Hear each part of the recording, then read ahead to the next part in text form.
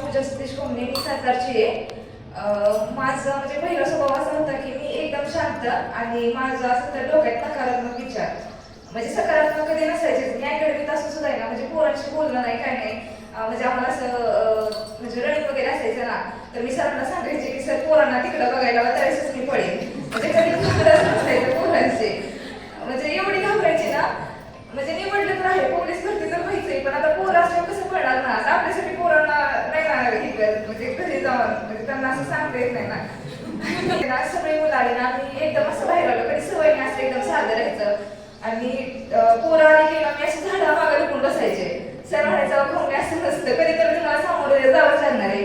त्यामुळे मला इथं येऊन म्हणजे कळायला लागलं की बाबा आपण मुलांशी बोलणं किंवा नाही का, ह्यातून खूप काही गोष्टी शिकायला भेटल्या.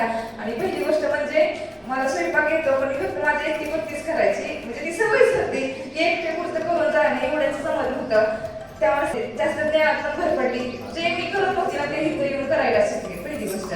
आणि ह्या कोर्सचं मला काहीच माहित नव्हतं. त्यामुळे मला सगळं कळलं की म्हणजे नक्की